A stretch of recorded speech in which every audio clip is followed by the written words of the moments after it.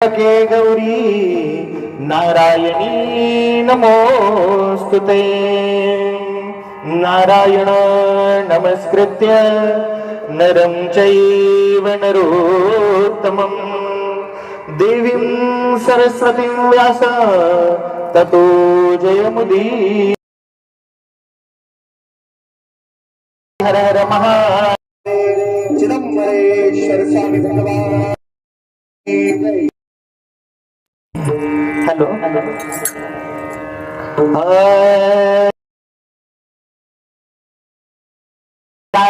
त्रिलोचनाय नागेन्द्रे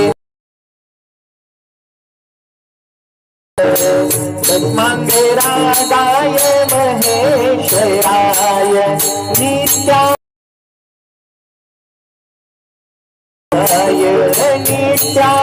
शुद्धाय दिगंबराय तस्मै नकाराय नमः शिवाय। ओम नमः शिवाय।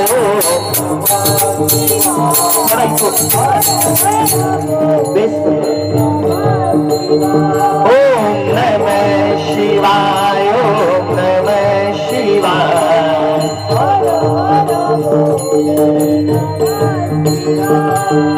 मंदाकिनी चंद्रन चर्चिताय नंदीश्वर नाथ महेश्वराय मंदार पुष्प बहु पुष्प पूजिताय मंदार पुष्प बहु पुष्प पूजिताय तस्मै मकाराय नमः शिवाय।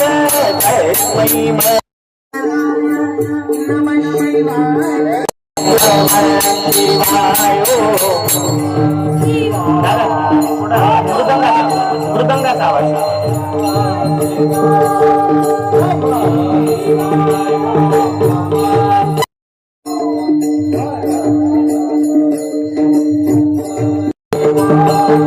शिवाय गौरी वदनाकबाल सूर्याय दक्षाधरणाशकाय श्रीनीलकण्ठाय वृषध्वजाय श्रीनीलकण्ठाय वृषध्वजाय तस्मै सीताराय नमः शिवाय। तस्मै सीताराय नमः शिवाय।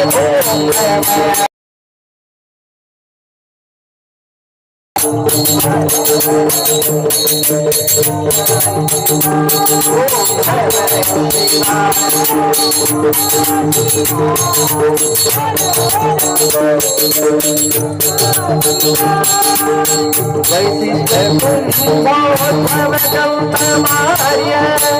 मुनीन्द्र देवाच्युतशेखराय चन्द्रार्क वैश्वानरलोचनाय चन्द्रार्क वैश्वानरलोचनाय तस्मै भकाराय नमः शिवाय। तस्मै भकाराय नमः शिवाय। ओम नमः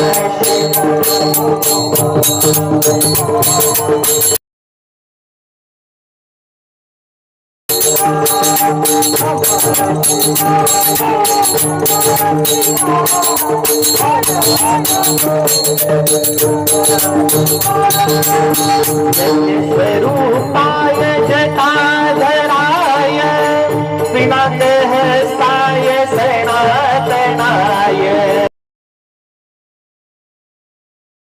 धराय पिनाकहस्ताय सनातनाय दिव्याय देवाय दिगंबराय दिव्याय देवाय दिगंबराय तस्मै नकाराय नमः शिवाय।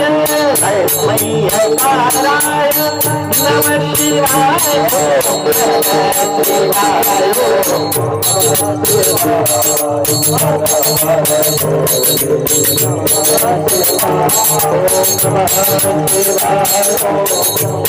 नमः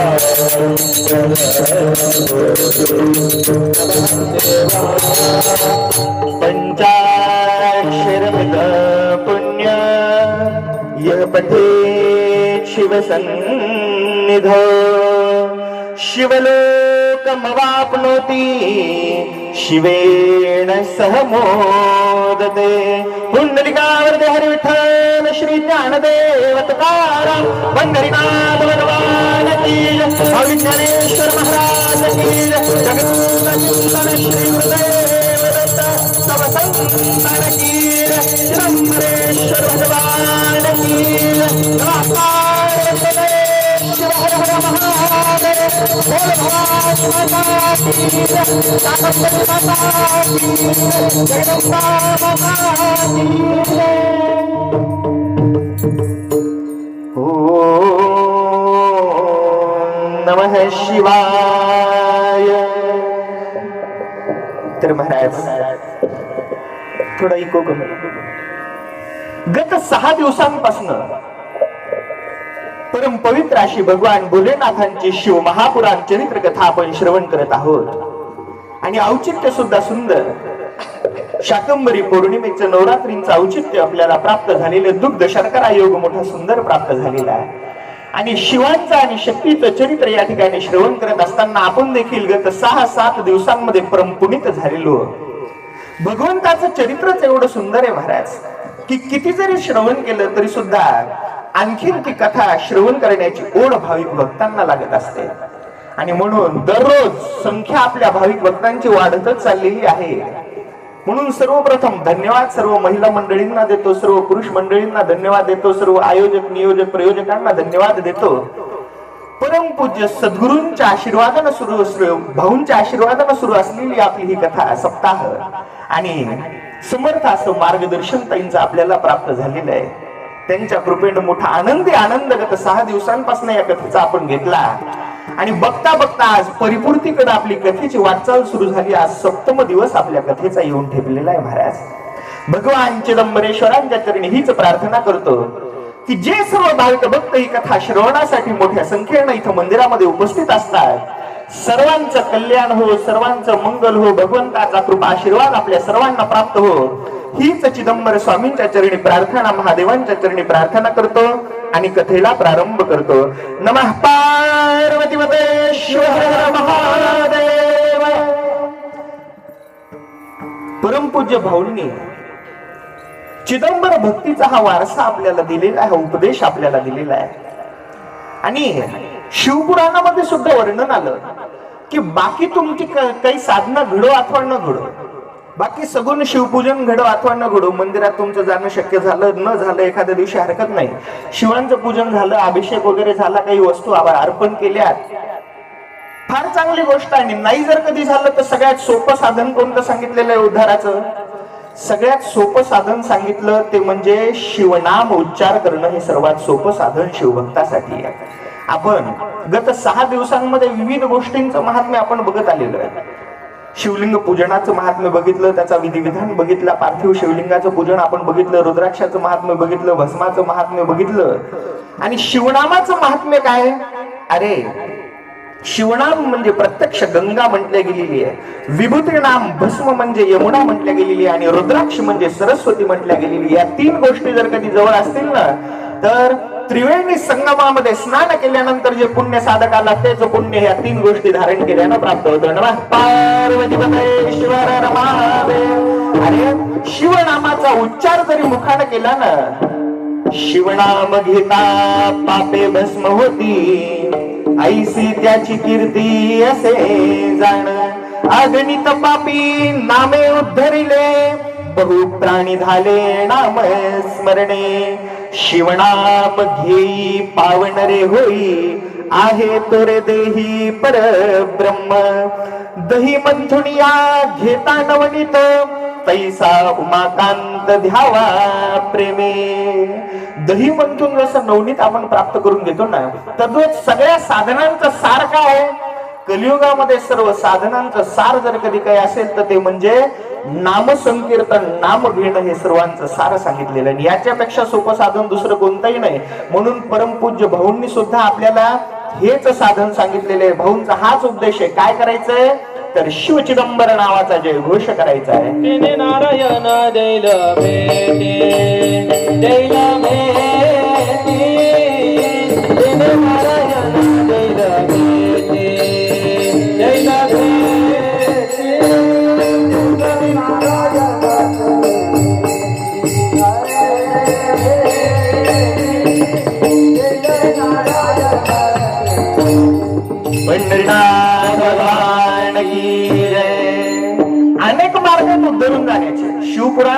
सुद्धा बऱ्याच मार्गांचा उल्लेख आलेला आहे.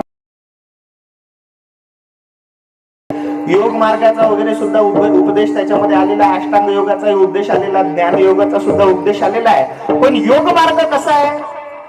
योग मार्ग हा तो आहे हो दुर्घट, येथे फार कष्ट विघ्ने थोर.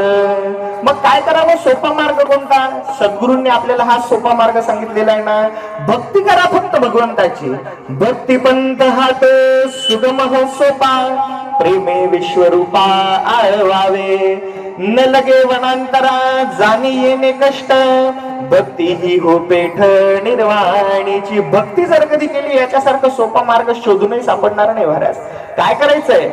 पत्र पुष्प जळ अथवा कंदमुळ, तेने जाश्वनीळ संतुष्टे रे. प्रेमळ भक्तांचे किंचित उदक, तेने तो त्र्यंबक तृप्त होय. नमः पार्वतीपते शिव हर हर महादेव. सगळ्यात सोपा उपाय हे जरी नाही झाला आपल्याच्यानं तरी सूतांनी सांगितलं, विलोक्य वेदान अखिलान शिवनाम जपः परः. सगळ्या वेदांचं सार काय? सूतजी म्हणतात की शिवांचं नाम मुखामधून गर्जन करणं. मुखामध्ये नाम जर कधी असेल ना, जप जर कधी केला ना, तर संसार तरणोपाय इति पूर्वे विनिश्चित. याच्यापेक्षा सोपा संसार भवसागर तारून जाण्याचा मार्ग दुसरा कोणता झालेलाही नाही आणि दुसरा कोणता होणारही नाही. म्हणून काय करायचंय? फक्त नामस्मरण भगवंताचं करायचंय.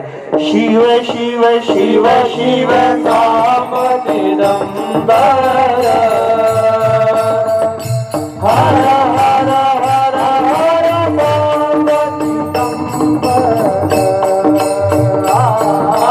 शिव शिव शिव शिव नाम चिदंबर,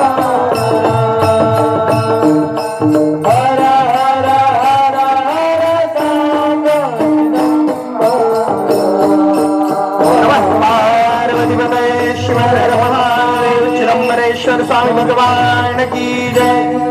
नाम तुझे सार भवरोगाते ग्रासी, करी पापांचा निपात सुख स्वानंद भरवी. अमर अमृता सेविती, परिते नासे कल्पांती. नामामृता सेविता, त्यासी नव्हे पुनरावृत्ती. पंढरीनाथ भगवान की जय. म्हणून नामामृताचं सेवन करा आणि या भवसागरामधून उद्धरून जा. हाच सर्व संतांनी आपल्याला उपदेश दिलेला आहे महाराज. शिवनामाचं महत्व आपण बघितलं. तदनंतर शिवपुराणामध्ये शिव नैवेद्य आणि बिल्व महात्म्य सुद्धा वर्णन करण्यात आलेले आहे.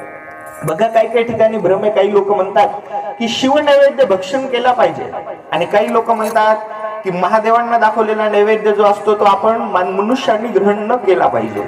ऐकलं असेल ना तुम्ही. मग काय निर्णय आहे वेदांचा, शास्त्रांचा, पुराणिकांचा याबद्दल? तर सूतजी महाराज स्पष्ट निवेदन करतात की शिव नैवेद्य जो आहे तो भक्तांसाठी अत्यंत पवित्र, भक्तांनी तो ग्रहण केला पाहिजे. तो महाप्रसाद आहे आणि जो शिव नैवेद्य ग्रहण करतो ना, तो किती जरी पातकी असला, किती जरी पतित असला तरी सुद्धा तो भक्षण करणारा पवित्र होऊन जातो. हे महात्म्य शिव नैवेद्याचं आहे. म्हणून शिव नैवेद्य तर प्रसाद म्हणून अवश्य ग्रहण करावा. पण शास्त्रामध्ये अजून एक प्रकार आलेला आहे. अजून एका ठिकाणी वर्णन आलं की काही काही शिवलिंगांवरचं शिवनैवेद्य ग्रहण करायला चालतो आणि काही काही ठिकाणचं ग्रहण करायला चालत नाही. मग कुठला ग्रहण करायला चालतो आणि कुठला नैवेद्य ग्रहण करायला चालत नाही? तर लक्षपूर्वक ऐका. जिथं मंदिरामध्ये बाणलिंग असेल, बाणलिंग कशात? नर्मदे मधला कंकर कंकर शंकर होत आहे. शंकराचं वरदान आहे महाराज. जसं गंडकी नदी मधला दगड शाळीग्राम असतो ना, त्याच्यामध्ये विष्णूंचं चिर वास्तव्य असतं. तद्वत नर्मदे मधला जो गोटा असतो त्याच्यामध्ये शिवांचं वास्तव्य असतं. त्याला बाणलिंग म्हणतात. ते बाणलिंग जर कधी असेल तर तिथला नैवेद्य ग्रहण करायला चालतो, अवश्य ग्रहण करावा.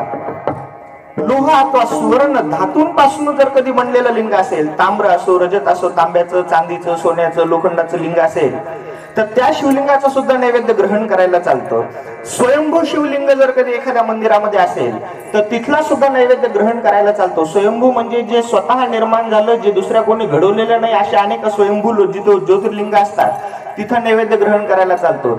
सिद्धलिंग जर कधी असेल, एखाद्या सिद्ध महात्म्यानं जर कधी ते स्थापन केलेलं असेल, एखाद्या देवानं स्थापन केलेलं असेल, एखाद्याला तिथं सिद्धी प्राप्त झालेली असेल, असं जागृत शिवलिंग जे असतं तिथलं सुद्धा नैवेद्य ग्रहण करायला चालतो.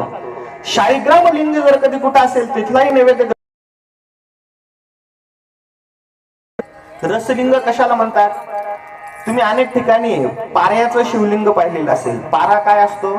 पारा धातू द्रव रूपामध्ये असतो आणि त्या पाऱ्याला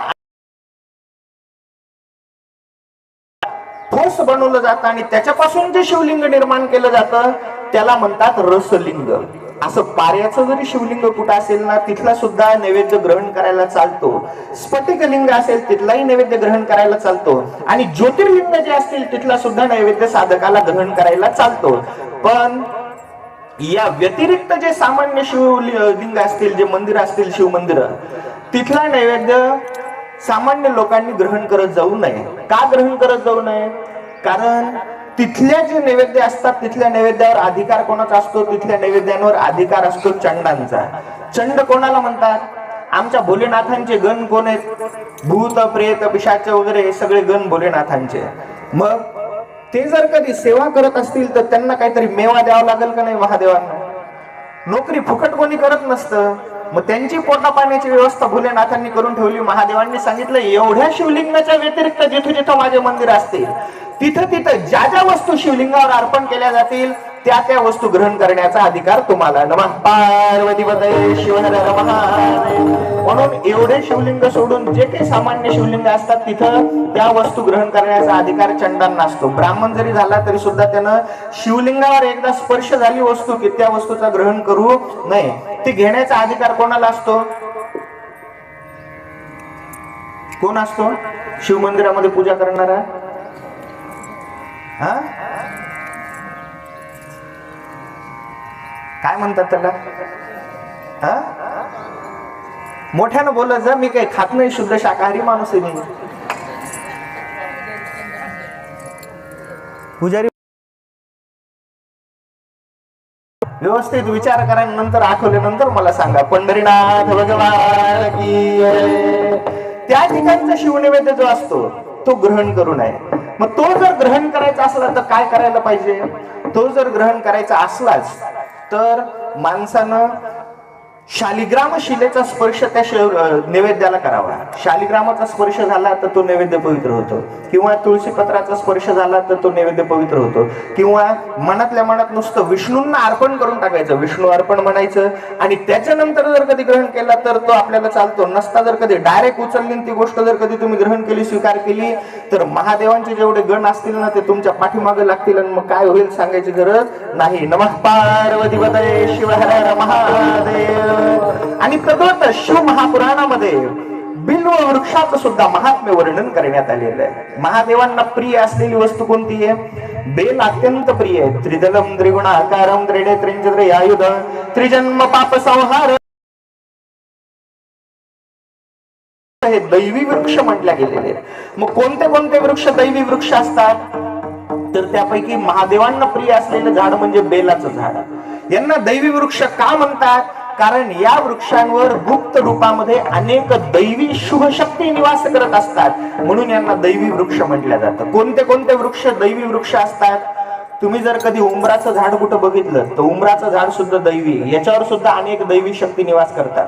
पिंपळाचं झाड जर कधी बघितलं तर पिंपळाचं झाड सुद्धा दैवी, अनेक सिद्ध शक्ती त्या ठिकाणी वास करत असतात. वडाचं झाड जर कधी असेल तर त्या ठिकाणी सुद्धा दैवी शक्ती असतात. तुळशीचं वृक्ष जर कधी असेल, तुळशीचं महात्म्य मागच्या देवी भागवतामध्ये मी प्रतिपादन केलं ना, तुळस तो प्रत्यक्ष देवी म्हटल्या गेलेली आहे महाराज. तिथं सुद्धा देवतांचा शक्तींचा निवास असतो. रुईचं झाड जर कधी असेल, रुईचं झाड घरामध्ये दाराच्या बाहेर रुईचं झाड लावलं पाहिजे, अंगणामध्ये रुईचं झाड लावलं पाहिजे, त्याच्या खाली दिवा उदबत्ती लावत गेलं पाहिजे. त्याच्यामध्ये सुद्धा अनेक दैवी शक्ती निवास करतात. ते जर कधी त्याचं झाडाचं पूजन जरी केलं ना तरी सुद्धा आपल्या घराचं संरक्षण त्या शक्ती करतात. आणि तद्वतच बिल्व वृक्षामध्ये सुद्धा अनेक दैवी शक्ती निवास करतात आणि म्हणून बेलाच्या झाडाचं सुद्धा पूजन केलं पाहिजे. बेलाच्या झाडाचं महत्व काय? पुण्यतीर्थानी यावंती लोकेषु प्रतिथान्यपि तानि सर्वाणि तीर्थानी बिल्वमूले वसंती. जेवढी पुण्यतीर्थ लोकांमध्ये शिवपुराणामध्ये वर्णन आलेलं ती सगळी बेलाच्या झाडाच्या मुळाशी निवास करतात. आणि अजून एक सांगू, बेलाच्या झाडामध्ये कोणत्या देवीचा प्रखर निवास असतो? तिथं माता लक्ष्मीचा निवास असतो. जगदंबा माता की जय. कारण देवी भागवतामध्ये, शिवपुराणामध्ये सुद्धा कथा आलेली आहे. लक्ष्मीचा विष्णूंचा एकदा वियोग झाला होता, तेव्हा लक्ष्मी मातेनं बेलाच्या झाडाचा आश्रय धरून शिव तपस्या केली होती. भोलेनाथ प्रसन्न झाले. भोलेनाथांनी आशीर्वाद दिला की तुमचा वियोग समाप्त होईल. लक्ष्मी प्रसन्न झाली आणि बेलाच्या झाडानं तिला साथ दिली होती, म्हणून लक्ष्मीनं बेलाच्या झाडाला वरदान दिलं की यानंतर सदैव तुझ्या ठिकाणी माझा निवास असेल. महालक्ष्मी माता की जय. म्हणून बेलाच्या पानांनी जर कधी शिवपूजन केलं, लक्ष्मी प्राप्त होते. हवनामध्ये जर कधी बेलाचे पानं वापरले, लक्ष्मी प्राप्त होते. बेलाचं फळ जर कधी हवनामध्ये वापरलं, तुम्ही बघितलं असेल वास्तुशांती वगैरे करताना ते गुरुजी म्हणतात बेलाचं फळ आणा, ते फोडतात, ते हवन करतात. कशासाठी करतात? कारण ते लक्ष्मी कादक आहे. संविधानमध्ये सुद्धा बेलाचे लाकडं जर कधी आणले, संविधा काड्या जर कधी हवन केल्या, तर त्यानं सुद्धा लक्ष्मी प्राप्त होते. म्हणून बिल्व वृक्षाला सुद्धा अनन्यसाधारण महत्व आहे. बिल्व वृक्षाचं पूजन केलं पाहिजे. त्याचं पूजन जरी केलं, हळदी कुंकू वाहिलं, पूजन जरी केलं, त्याला नुसतं पाणी जरी घातलं, तरी लक्ष्मी मातेची कृपा आपल्याला प्राप्त होते. महाराज, बेलाच्या झाडाखाली बसून जर कधी स्नान केलं, गंगा स्नानाचं पुण्यफळ आहे. बेलाच्या झाडाच्या खाली जर कधी शिवलिंगाची स्थापना केली, तिथं जर शिवपूजन केलं, तर अनंत पटींनी जास्त पूजनाचं फळ प्राप्त होतं. बेलाच्या झाडाखाली जर कधी एखाद्या शिवभक्तानं जर अन्नदान प्रदान केलं, तर सहस्त्र ब्राह्मण भोजनाचं पुण्यफळ प्राप्त होतं. नमः पार्वतीपतये शिव हर हर महादेव. आणि असा दिव्य वृक्ष बिल्वदल असल्यामुळं हे बेलाचं झाड महादेवांना अत्यंत प्रिय आहे. महाराज, शंकराला माझ्या, महादेवाला माझ्या आवडते बेलाचे पान, पान आवडते बेलाचे पान, पान आवडते बेलाचे पान. शंकराला माझ्या, महादेवाला माझ्या आवडते बेलाचे पान, पान आवडते बेलाचे पान, पान आवडते बेलाचे पान. झुळे झुळे गंगा, डोक्यावर चांदोबा छान, डोक्यावर चांदोबा छान, छान छान छान आवडते बेलाचे पान, पान आवडते बेलाचे पान, पान आवडते बेलाचे पान.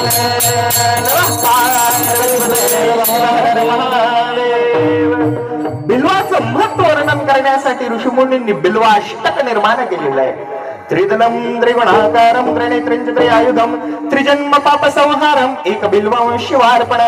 इंदुवारे व्रतम स्थित्वा निराहारो महेश्वरा नक्तमोक्षामि देवेश एक बिल्वं शिवार्पण.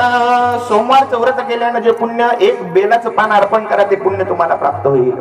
रामलिंगम प्रतिष्ठांच वैवाहिक कृतमृता तदाकणी संदानम एक बिल्वं शिवार्पणम. अखंड बिल्वपत्रम च आयुतम शिवपूजनम कृतम नाम सहस्रेण एक बिल्वं शिवार्पण.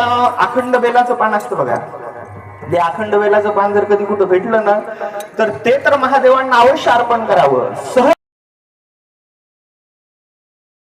प्राप्त होत असतं. महाराज, अन्नदान सहस्रेषु सहस्रोपनयनम तथा अनेक जन्म पापानी एक बिल्वं शिवार्पण.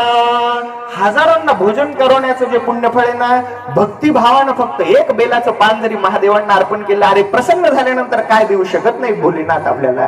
हजारो ब्राह्मण भोजन करवण्याचं पुण्यफळ आहे. सहस्रवेद पाठेषु ब्राह्मणा स्थान मुच्यते अनेक व्रत कोटीनाम एक बिल्वं शिवार्पण.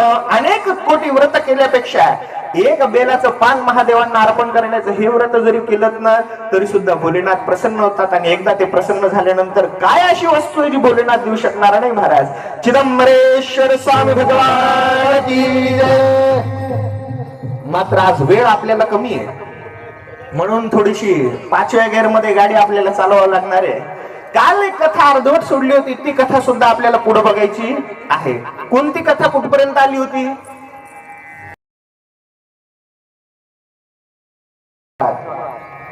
पार्वतीची कथा आपण बघत होतो की कशी जगन्माता पर्वतराजांची कन्या म्हणून पार्वती रूपाने अवतीर्ण झालेली. भोलेनाथ तिला पती म्हणून प्राप्त व्हावे म्हणून तिनं केलेली साधना आपण बघितली, तिनं केलेली तपस्या आपण बघितली. महादेवांनी तिची परीक्षा घेण्यासाठी कोण लीला केली होती ती कथा देखील आपण बघितली, श्रवण केलेली आहे. आणि परीक्षेमध्ये जेव्हा ती पार्वती उत्तीर्ण झाली, बघा देव सुद्धा भक्त किती मोठा जरी असला, पार्वती सारखा जरी भक्त असला, सती सारखा जरी भक्त असला, तरी जोपर्यंत परीक्षा घेत नाही तोपर्यंत देव सुद्धा अनुग्रह करत नाही. पार्वती जेव्हा परीक्षेमध्ये उत्तीर्ण झाली, भोलेनाथ प्रसन्न झाले आणि वरदान दिलं, पार्वती चिंता करू नकोस, तू तुझी तपस्या परिपूर्ण कर, आनंदानं घरी जा, मी सत्वरच तुझं पाणी ग्रहण करेल, विवाह तुझ्यासोबत करेल. महादेवांचं आश्वासन प्राप्त झालं, आनंद पार्वतीला झालेला आहे. पार्वती जेव्हा तपस्या पूर्ण करून घरी आलेली आहे, पर्वतराज हिमालयाला सुद्धा मोठा आनंद झालेला आहे. हिमालयानं पार्वतीचं औक्षण करायला लावलं, आनंदात तिला घरामध्ये घेतलेलं. सगळ्या नगरीमध्ये आनंदी आनंद आहे की आमची पार्वती आता भोलेनाथांची प्रिय पत्नी बनणार आहे. जय्यत तयारीला पर्वतराज हिमालयाचा प्रारंभ झालेला होता. चला चला, आमच्या कन्याचं पार्वतीचं लग्न आहे. आणि लग्न मंडप सजला, नगरी सजली, नवीन नवीन वस्त्र, दागदागिने पार्वतीसाठी तयार करण्यात आलेले. अरे राजा होता, दासींना सुद्धा सुंदर सुंदर वस्त्र उपहार वाटण्यात आलेले, दागिने वाटण्यात आलेले होते, पत्रिका छापण्यात आलेल्या. आणि शंकर पार्वतीच्या लग्नाची पहिली पत्रिका घेऊन स्वतः पर्वतराज हिमालयात भोलेनाथांच्या जवळ आलेला आहे. भोलेनाथांनी जेव्हा बघितलं, होणारे सासरे बुवा आलेले, आनंद भोलेनाथांना झाला. महादेवा, पहिली पत्रिका तुम्हालाच देण्यासाठी आलेलं, बघा काही कमी जास्त असेल तर पत्रिकेमध्ये बघून घ्या, सांगा भोलेनाथ सगळ्यांनी आमच्या घरी यावं विवाहासाठी, ही विनंती तुम्हाला आहे भोलेनाथ. पत्रिका दिली हिमालयानं. महादेवांनी पत्रिका बघितली. महादेव विचार करतात, अरे तिकडं सासरी बुवांची पत्रिका वाटणं सुद्धा सुरुवात झाली, लग्नाची सगळी तयारी तिकडे त्यांची झालेली आहे. इकडं आम्ही अजून पत्रिका छापलेल्या नाही, की कोणाला अक्षत दिलेले नाही, कोणाला निमंत्रण दिले नाही. सासरे बुवा तर म्हणायला लागले, सहकुटुंब सहपरिवार या. उद्याच्याला मी कोणाला जर निमंत्रण दिलं नाही तर उद्याच्याला देवांनी म्हणायला नको की महादेवांची पत्रिकाच आम्हाला आली नव्हती म्हणून आम्ही लग्नाला आलो नाहीत, असं व्हायला नको. आणि लग्न उद्याच्यावर आले ना, आता लवकर मला घाई केली पाहिजे, विवाहाची तयारी केली पाहिजे. पण एवढ्या कमी वेळामध्ये उद्याच्यावर लग्न येऊन ठेपलं, एवढ्या कमी वेळामध्ये सगळ्यांना पत्रिका कशा पाठवणार महाराज? महादेवांनी युक्ती केली. काय केलं? देवर्षी नारद प्रकट व्हा. नारदांचं आवाहन करता क्षणी हातामध्ये ब्रह्मवीणा, मुखामध्ये नारायणाचं नाम संकीर्तन करत नारदांची स्वारी त्या ठिकाणी आलेली आहे. नारायण नारायण नारायण नारायण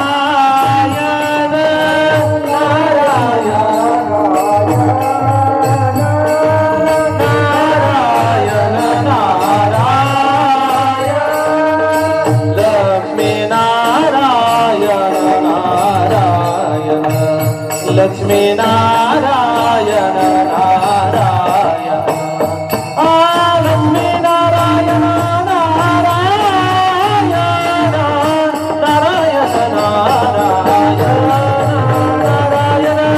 नारायण नारायण लक्ष्मी नारायण भगवान की जय. बोला अन्य भोलेनाथ. भोलेनाथ म्हणतात देवर्षी. अहो सासरे बुवा आले होते, पत्रिका देऊन गेलेले. सासरे बुवा म्हणतात सहकुटुंब सहपरिवार या, पण अजूनपर्यंत आपल्या पत्रिकाच वाटणं झाल्या नाही. तुमच्यावर जबाबदारी देवर्षी नारद. सगळ्या माझ्या आप्त इष्टांना आमंत्रण निमंत्रण द्या. उद्याच्यावर लग्न. आणि या भोले बाबाची ट्यूबलाईट आता पेटली होती. महादेव म्हणतात की आज आमंत्रण द्यायला सुरुवात करा. नारदांना चिंता वाटायला लागली, एवढ्या कमी वेळात हे काम कसं करणार. पण काही काही लोक असे असतात महाराज की त्यांच्याकडे काहीतरी क्वालिटी असतात. तशीच एक क्वालिटी महिला मंडळींकडे असते. तुम्हाला सांगू, एखादी बातमी जर कधी राहुरीमध्ये पसरवायची असेल ना, तर तुम्हाला पेपर मध्ये बातमी छापायची गरज नाही, रेडिओवर जाऊन सांगायची गरज नाही, बातम्यामध्ये द्यायची गरज नाही. एखादी बाई पकडायची, तिला फक्त कानामध्ये हळूच जाऊन सांगायचं, तुला म्हणून सांगते, कोणाला सांगू नको बरं का. आणि तिला सांगितल्यानंतर, कोणाला सांगू नको म्हणल्यानंतर जोपर्यंत ही दुसरीला सांगणार नाही तोपर्यंत हिला काही चैन पडत नाही. पंढरीनाथ भगवान की. ही तिला सांगणार, ती तिला सांगणार, ती तिला सांगणार. नारदांमध्ये सुद्धा ती क्वालिटी महादेवांना चांगलं माहिती होतं, म्हणून नारदांना बोलून घेतलं. देवर्षी करा ना माझं हे काम, माझ्या सर्व आप्त इष्टांना निमंत्रण द्या माझ्या लग्नाचं. देवर्षी नारद.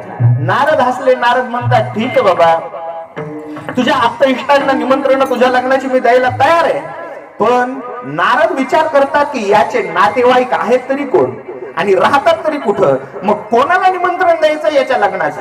मला याच्याबद्दल तर काहीच माहित नाही. याचं कुळ कोणतं, याचं गोत्र कोणतं, याचे मायबाप कोण, भाऊ कोण, बहीण कोण, आत्या कुठं राहती, मावशी कुठं राहती, सगळे सोयरे कोण, कशाचाच पत्ता नाही. फक्त याचा एक नातेवाईक मला माहिती आहे, तो मागच्या वेळेस ज्या पोरीचं लग्न याच्यासोबत झालं होतं दक्ष प्रजापती, आता त्याला जाऊन जर कधी याच्या लग्नाचं निमंत्रण मी द्यायला लागलो, त्याचं मुंडकं कापलं होतं या बापानं. आता त्याला जाऊन जर कधी निमंत्रण दिलं की प्रजापती दक्ष तुमचे ते जे जावई होते ना, ते जावई दुसरं लग्न करायला लागले, तर तो बाबा माझं मुंडकं कापून टाकलं.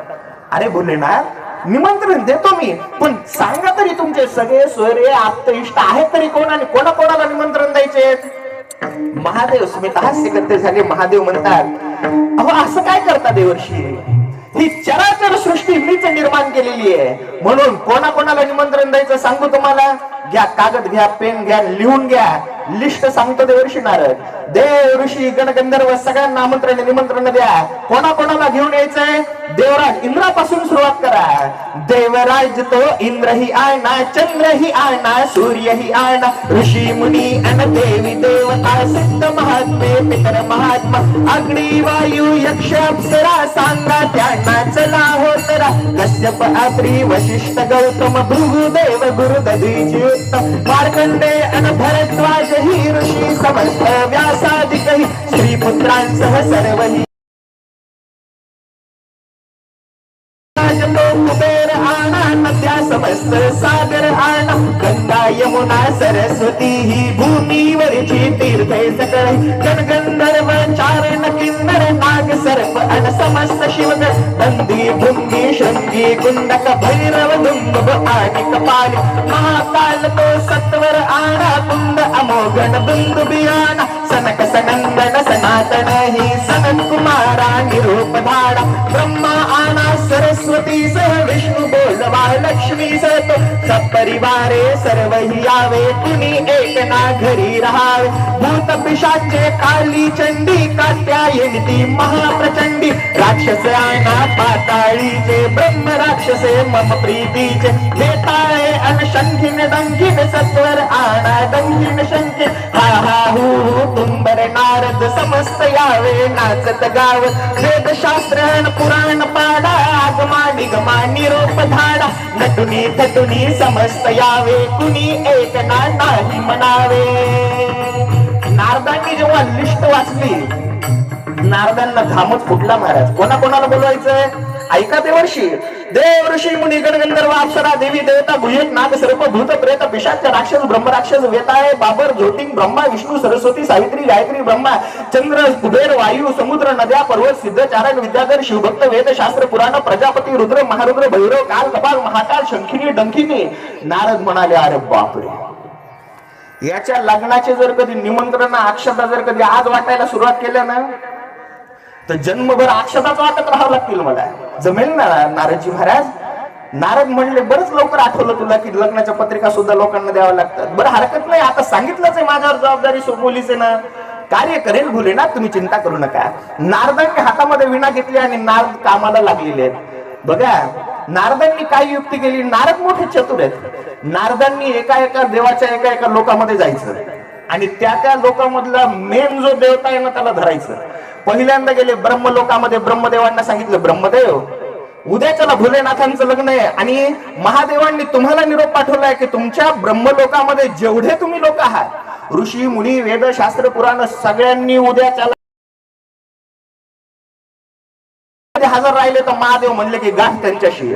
बघा बाबा तुमचं काय करायचं. नाही जर कधी आले ना तुम्ही महादेव काय करायचं बघून घ्या. मी आता परत दुसरं वेगळं कोणाला सांगणार नाही. तिथून निघाले, आले वैकुंठ लोकामध्ये. वैकुंठ लोकामध्ये नारायणांना सांगितलं, नारायणा अहो शंकरांनी सांगितलेलं की उद्याच्याला त्यांच्या लग्नासाठी लक्ष्मी गरुड गंगा यमुना सगळ्यांना धुवून पुसून ऋषी मुनी सर्व विष्णुगण सगळ्यांना सपरिवार तुम्हाला यावं लागेल. नाही जर कधी आले ना महादेव म्हणले की तुम्हाला आपलं मानणार नाही. नाही नाही देवर्षी मी येईन ना अवश्य. तिथून निघाली नारदांची स्वारी आणि स्वर्गात देवराज इंद्रांना निरोप सांगते जा. देवराज ऐकलं का उद्या शंकरांचं लग्न आहे. कळालं असेलच ना तुम्हाला.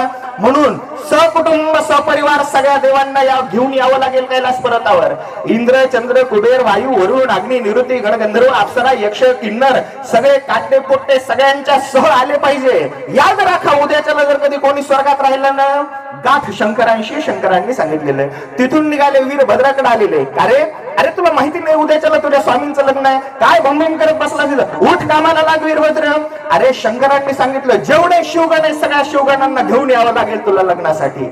नंदी भृंगी शृंगी काल कपाल महाकाल भैरव चंडी शंखिनी डंखिनी डाकिनी डाकिनी भूत प्रेत पिशाच राक्षस ब्रह्म राक्षस गणेश्वर शंखपाल केकराक्ष. अरे काय काय नाव आहे तुमची, नाव घेता घेता माझ्या तोंडाला मुंग्या यायला लागल्या. सगळ्यांना घेऊन ये. नाही जर कधी घेऊन आला ना, शंकर म्हणले मी वीरभद्राला आपलं मानणार नाही. नाही देवर्षी मी येईल ना अवश्य, सगळ्यांना घेऊन येईल. सगळेजण कामाला लागलेले महाराज. विष्णूंनी सगळ्या विष्णुगणांना सांगितलेले, ब्रह्मदेवांनी सगळे ब्रह्मदेवाचे गण तयार केलेले, इंद्रानं 33 कोटी देवांना निमंत्रण पाठवली, वीरभद्रानं सर्व शिवगण तयार केले. दणका सुरू झाला नारदांचा. याला पकडायचं पाचर ठोकून द्यायची, शंकराचं नाव त्याला पकडायचं पाचर ठोकून घ्यायची. तुम्हाला यावं लागेल नसता गाठ शंकरांशी आहे. आणि बघता बघता एका दिवसामध्ये सगळ्या सृष्टीमध्ये ब्रह्मांडामध्ये निमंत्रण पोहोचली महाराज. आनंद शिवगणांना झालेला होता. जय्यत तयारीला महादेवांच्या लग्नाचा प्रारंभ झाला. शिवगण तर आनंदानं नाचायला लागले. टाळ चिमटी दिमडी खंजिरी पिपाणी वाजवत शंकरांच्या नावाचा जय जयकार सुरू झाला. देवादिक सुद्धा नटून थटून बायका पुरांसह कैलास पर्वतावर महादेवांच्या लग्नासाठी जाण्याला निघालेले.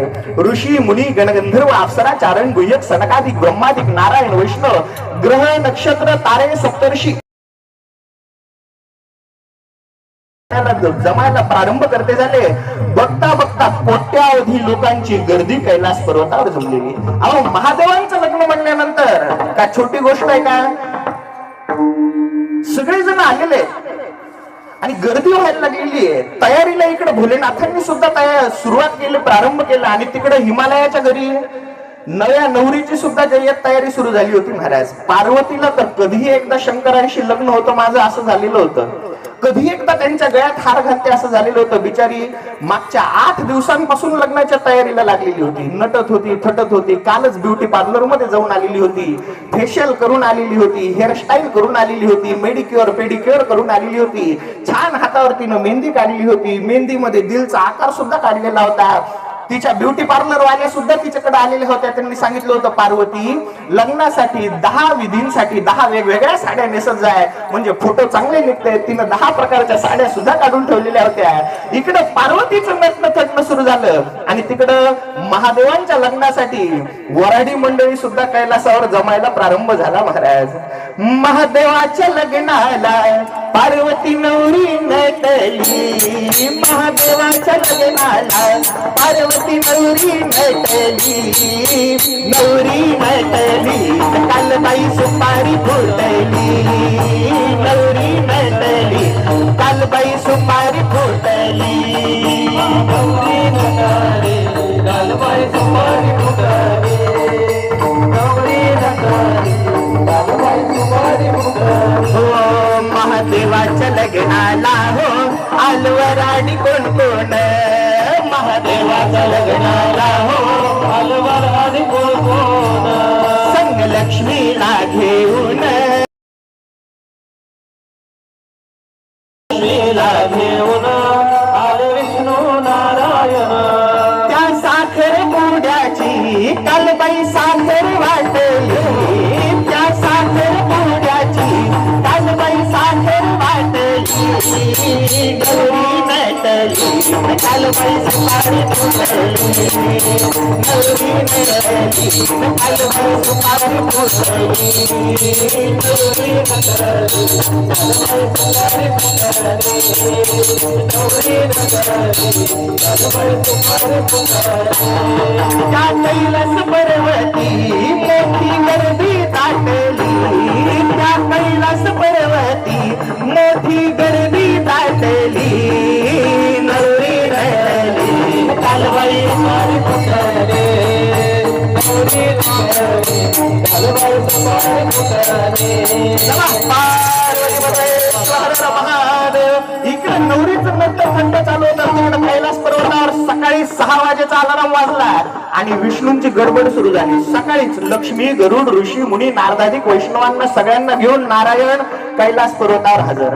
ब्रह्मदेव सरस्वती गायत्री सावित्री सनत कुमार सप्तर्षींना सगळ्यांना घेऊन कैलास पर्वतावर हजर. 33 कोटी देवांसह देवराज इंद्र ऐरावतावर बसून कैलास पर्वतावर सगळे शिवगण आनंदाने नाचायला लागले. बम बम भोले हर हर महादेवचा गजर सुरू झाला. ढोल मृदंग टाळ झांगा चिमटे पिपाण्या वाजत सर्वजण आलेले होते. महादेवांच्या नावाचा अंबा काशी विश्वनाथ गंगा. महादेव गंगा काशी विश्वनाथ गंगा. हर हर महादेव सांबा काशी विश्वनाथ गंगा. महादेव गंगा काशी विश्वनाथ गंगा. काशी विश्वनाथ गंगा. विश्वनाथ गंगा. काशी विश्वनाथ गंगा. काशी विश्वनाथ गंगा. हर हर महादेव सांबा काशी विश्वनाथ गंगा. हर हर महादेव सांबा काशी विश्वनाथ गंगा. नमः पार्वतीपतये शिव हर महादेव. असं लग्न पहिले कोणाचं झालंही नाही, नंतर कोणाचं होणारही नाही महाराज. महादेवांचं लग्न म्हणलं उत्साह सगळ्यांचा एवढा ओसंडून व्हायला लागला. देव मुनी सिद्ध नाग अप्सरा सगळे कोट्यावधी लोक कैलास पर्वतावर जमले. वातावरण अगदी मंगलमय होऊन गेलेलं. ऋषी मुनी नारद तुंबरू गंधर्व टाळ मृदंगाच्या गजरामध्ये भजन म्हणायला लागलेल्या. अप्सरा नृत्य करायला लागल्या. देवस्त्रिया मंगल गीत म्हणू लागलेल्या. ऋषी मुनी वेद मंत्रांचा जयघोष करू लागलेले. पण तेवढ्यात कुणाचं तरी लक्ष गेलं. अहो नवरदेव कुठे आहे? नवरदेवाचाच पत्ता नव्हता महाराज. यानं इकडे शोधावं, त्यानं तिकडे शोधावं, त्यानं तिकडे शोधावं. नवऱ्या मुलाचाच पत्ता नाही ना. आज लग्न आहे नवरदेवाचं. अरे कुठे आहे? नारद म्हणले अरे कुठे काय शोधताय? बघा ना त्याच्या नेहमीच्या जागेवरच जाऊन शोधा त्याला. तिथं जाऊन भमभम करत बसलेला असेल बाबा. सगळेजण आले. जिथं महादेव ध्यान करत बसतात ना त्या जागेवर येऊन बघतात तो काय हा बाबा खरंच डोळे झाकून तिथं ध्यानस्थ बसलेला होता. डोळे झाकून तल्लीन होऊन आपल्या इष्ट देवाचं स्मरण रामचंद्राचं भजन करत बसले होते आमचे भोलेनाथ. श्रीराम जय राम जय जय राम. श्रीराम जय राम जय जय राम. श्रीराम जय राम जय जय राम. श्रीराम जय राम जय जय राम. हो श्रीराम जय राम जय जय राम. श्रीराम जय राम जय जय राम. श्रीराम जय राम जय जय राम. श्रीराम जय राम जय जय राम. भजन करी महादेव महादेव. भजन करी महादेव महादेव भजन करू महादेव. महादेव भजन करी महादेव. राम तुझी सदाशिव. राम पुणे सदाशिव.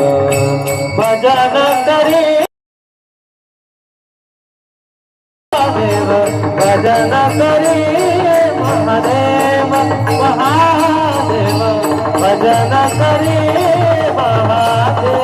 नमः पार्वतीपतये शिव हर महादेव. लग्नाच्या दिवशी कोणी टाळ कुटत बसत असतो बरं? जेव्हा ब्रह्मा विष्णू अधिक देवांनी यांना भजन करताना बघितलं ब्रह्मदेवांनी तर कपाळावर हातच मारून घेतला. ब्रह्मदेव म्हणतात नारायणा अहो समजावा जरा महादेवांना. म्हणावं आज तरी कमीत कमी भजन पूजन बंद करा म्हणावं. आज लग्न आहे त्यांचं. तिकडे ती पार्वती बघा नवरी 8 दिवसापासून शृंगार करायला लागली. हा आमचा भोलेनाथ बघा अजून यांचं आवरलेलं नाही, कपडे बदललेले नाही, साज शृंगार नाही, काही तयारी नाही. उद्यापासून लग्न झाल्यानंतर दोघांनी नवरा बायकोनं मिळून सोबत भजन करत जा म्हणावं. पण आज तर गडबड करा. नारायण हसले. नारायण म्हणाले की आपल्या ऐकण्याच्या बाहेरची केस आहे. ब्रह्मदेव तुम्हाला सांगायचं असेल तुम्ही सांगा, आम्ही काही यांना सांगू शकत नाही.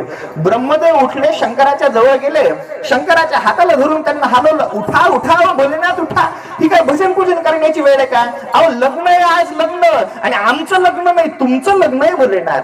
अहो बघा जरा घाई करा आवरा. मुहूर्त नसता निघून जायचा. उद्यापासून मग दोघ जण शंकर पार्वती मिळून भजन पूजन करत जा. आम्ही बोलणार नाही, आम्ही काही म्हणणार नाही, पण आज तरी गडबड करा भोलेनाथ. ती पार्वती बघा 10 दिवसापासून तिचं सगळं शृंगार करणं चालू आहे. आणि तुमचा काय अवतार झालेला आहे बघा. हे वस्त्र कसे अस्ताव्यस्त झालेले, हे गळ्यामध्ये नागसर्प फुटकार मारायला लागलेले, कवट्याच्या माया गळ्यामध्ये घातलेल्या, सगळ्या अंगाला चिताभस्म फासलेलं, या जटा अस्ताव्यस्त झालेल्या, हे विचित्र रूप असं रूप धारण करून तिकडे लग्नासाठी येणार का भोलेनाथ? तयार झालेली आहे. हे भयंकर रूप जर कधी तुमचं तिनं बघितलं ना तर ती सुद्धा पोरगी पळून जायची. मग तर तुमचं लग्न होणं नाही भोलेनाथ. अरे उठा जरा शृंगार करा. माझ्याकडे बघा एवढा म्हातारा झालेलो मी. तुमच्या लग्नाला यायचं होतं पण मी किती तयार होऊन आलेलो आहे बघा ना. केस पांढरे झाले तरी सुद्धा केसाला डाय लावून काळं करून आलेलो आहे. इस्त्रीचे कपडे घालून आलेलो आहे, पावडर गंध करून आलेलो आहे, fair and lovely fair and handsome लावून आलेलो आहे, कालच ब्युटी पार्लर मध्ये जाऊन फेशियल करून आलेलो होतो, आजकाल क्या चलता है फॉक चलता है, फॉकचा अत्तर मारून आलेलो होतो. अरे तुमच्या लग्नाला येण्यासाठी मी एवढा शृंगार करून जर कधी आलेलो असेल तर ज्याचं लग्न आहे त्यानं सुंदर दिसायला नको का? आणि महादेवांचं लग्न आहे, मी सुद्धा शृंगार करून आलेलो आहे ना. ताईंनी हा सुंदर पितांबर मला दिलेला होता. मी म्हणलं आता लग्नाच्या दिवशी आपण हाच पितांबर घालून जाऊया. चिदंबरेश्वर भगवान की जय. लग्न त्यांचं शृंगार आपल्याला सुंदर दिसा वाटतं. महादेवा अहो जरा उठा, जरा हा अवतार व्यवस्थित करा. आज तरी कमीत कमी फोटोत तरी चांगले दिसले पाहिजे का नाही तुम्ही? पण भोलेनाथ म्हणता शृंगार वगैरे आपल्याला काही जमत नाही ना, आपण कधी केलेला नाही. ब्रह्मदेवांनी सांगितलं तुम्ही चिंता करू नका. ए सरस्वती, लक्ष्मी, गायत्री, रंभा, उर्वशी, मेनका, मातृकांना चला ग. या महादेवांना काही कळत नाही साज शृंगारामधलं. आता तुम्ही सगळ्या जणी मिळून याचा सुंदर शृंगार करून द्या. चांगली घासून घुसून आंघोळ घाला महादेवांना, सर्फ एक्सेल लावून आंघोळ घाला. साज शृंगारामधलं एवढा सुंदर दिसला पाहिजे आमचा भोलेनाथ की पार्वतीनं सुद्धा बघत राहिलं पाहिजे. सगळ्या जितक्या देवी आलेल्या होत्या ना सर्वजणी प्रसन्न झाल्या. चला ग चला, आज असा सुंदर शृंगार करून देऊ भोलेनाथांचा. मेधा, सावित्री, विजया, जया, स्वधा, रंभा, उर्वशी, सरस्वती, लक्ष्मी, गायत्री, सावित्री. आणि महादेवांना सांगतात भोलेनाथ तुम्ही आता फक्त शांत बसायचं, आम्ही जे काही करू जसं काही करू आम्हाला करू द्यायचं, मध्ये बोलायचंच नाही. महादेव म्हणले ठीक आहे बाई, आज तुमचा दिवस समजा, मी काही बोलणार नाही, तुम्ही करून द्या माझा जसा शृंगार करून द्यायचा आहे तसा. भोलेनाथ बसलेले होते आणि यांनी उष्णोदक मागवलं. आणा का ते उष्णोदक आणा. हांडे गंगाळ भरून भरून पाणी गरम करून तिथं आणण्यात आलेलं होतं. आणि सर्वजणी पाणी घातलं, महादेवांना स्नान घालायला लागल्या. कोणी पाणी ओतलं, कोणी दूध घातलं, कोणी दही घातलं, कोणी तूप घातलं, कोणी डवचा साबण आणला, साबण लावला, कोणी लिरील आणला तो लावला, कोणी सर्फ एक्सेल लावून घासला, कोणी रिन साबणीनं घासला, कोणी विंबारनं धुतला. पण महादेवाच्या अंगाला जे भस्म लागलेलं होतं किंचित सुद्धा भस्म निघायला तयार नाही. अगं या केसांच्या जटा कशा विचित्र दिसतात. सोडा बरं यांच्या जटा, सोडा केस सोडा, मोकळे करा. आणा ते शॅम्पू आणा. हेड अँड शोल्डर शॅम्पू आणला, साऊथ सिल्क आणला, वाटिका आणला, क्लिनिक प्लस शॅम्पू लावून धुतला. शॅम्पूच्या सगळ्या बाटल्या संपल्या, पण महादेवाचे केस काही उकळायला तयार नाहीत. कोणी म्हटलं अगं काढा का ते नागसर्प या कवट्याच्या मला, काढा याच्या गळ्यातून काढून टाका. अहो पण त्या कवट्या काय साधारण कवट्या होत्या का? एक एक ब्रह्म कपाल भोलेनाथांनी आपल्या गळ्यामध्ये अलंकार म्हणून धारण केलेलं होतं. 10 जणी मिळून एक एक कवटी उचलण्याचा प्रयत्न करत होत्या तरी सुद्धा हलायला तयार नाही. ते नागसर्प काढून टाका ग. सगळ्या जणी त्या सर्पांचे वेटळे याच्या शरीराभोवतीचे सोडायला लागलेल्या. पण साप काही साधारण होते का? अनंत वासुकी शेषम पद्मनाभम च कंबल शंखपालं च धृतराष्ट्र तक्षकं कार्यं तथा. अनंत वासुकी तक्षक शेष शंखपाल धृतराष्ट्र कालिया कंबल पद्मनाभासारखे नाग सर्प याच्या शरीरावर होते महाराज. एक एक नाग असा होता. वासुकी समुद्र मंथनामध्ये जो वासुकी वापरला गेला तो अनंत, ज्याचा आदी आणि अंत कळत नाही त्याचं नाव अनंत आहे. तक्षक ज्यानं परीक्षितीला दंश केला. एक एक महाभयंकर नाग असे घट्ट वेगळे मारलेले होते महादेवांच्या शरीराला की या प्रयत्न करून करून थकल्या, घामागर्द झाल्या, पण महादेवांचं रूप काही यांना बदलता आलेलं नाही. शेवटी प्रयत्न सोडून दिले, थकल्या, खाली बसल्या, महादेवांना विनंती करतात अहो तुमच्या समोर आमचंच काय, कोणाचंच काही चालत नाही, आम्हाला ठाऊक आहे. आमची इच्छा होती की तुम्ही सुंदर दिसावं. हे काही आम्ही आमच्या स्वार्थासाठी म्हणत नाहीत, तर आम्ही आमच्या सखीच्या पार्वतीच्या आनंदासाठी तुम्हाला विनंती करतोय. कारण आम्ही स्त्री आहोत आणि स्त्रियांना स्त्रीच्या मनात काय असतं ते कळत असतं. प्रत्येक स्त्रीला असंच वाटत असतं भोलेनाथ मधला पती कोणालाही सुख देत नाही, म्हणून हात जोडतो, पाया पडतो तुमच्या की तुम्ही सुंदर रूप धारण करा. जोपर्यंत तुमची इच्छा होणार नाही तोपर्यंत तुमचं रूप आम्ही बदलू शकणार नाही. आम्हाला कळून चुकलंय. आता विनंती आहे पार्वतीसाठी तरी कमीत कमी सुंदर रूप धारण करा.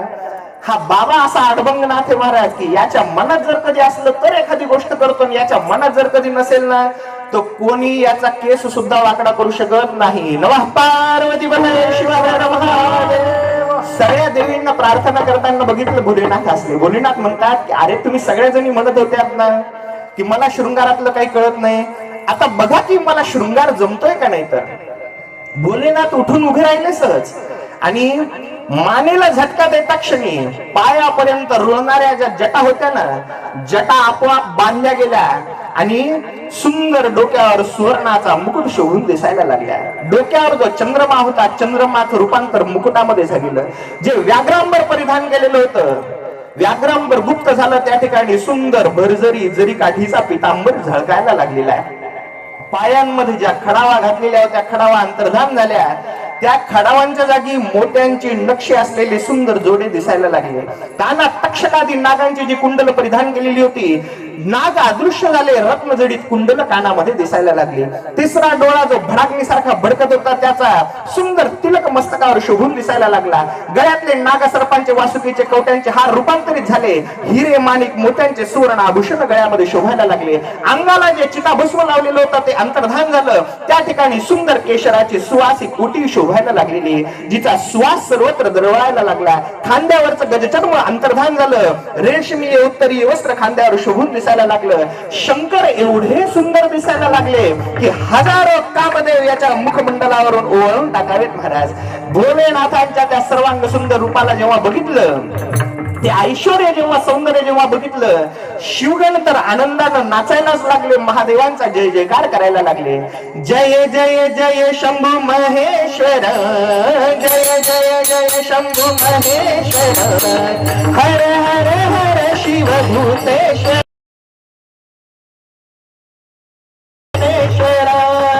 पशुपती त्रिपुरारी गंगाधर, पशुपती त्रिपुरारी गंगाधर, त्र्यंबक गौरी प्राणेश्वर, जय जय जय शंभू महेश्वर, हर हर हर शिव भूतेश्वर, हर हर हर शिव भूतेश्वर. आता व्यवस्थित दिसायला ना मी. चला आता निघायचंय का? आणि लग्नाला जाण्यासाठी नवरदेव जेव्हा तयार झाला, सगळीकडे आनंदी आनंद पसरला. शंकराची वरात निघाली. हिमालय समोर उभा होता. नंदीच्या पाठीवर रेशमी झूल टाकलेली होती, गळ्यामध्ये सुंदर माळा होत्या, घंटा होत्या. शंकरांनी आपला त्रिशूळ हातात घेतला आणि नंदीवर भोलेनाथ स्वार झालेले. सगळे वराडी मंडळी जय जयकार करायला लागले. टाळ मृदंगाचा गजर सुरू झाला. शिवगण नाचायला लागले. गंधर्व गायन, अप्सरा नृत्य करायला लागलेल्या होत्या. ऋषीमुनी भजन म्हणत निघालेले. विमानांमधून अविरत पुष्पवर्षाव शिवांच्या शरीरावर सुरू झाला.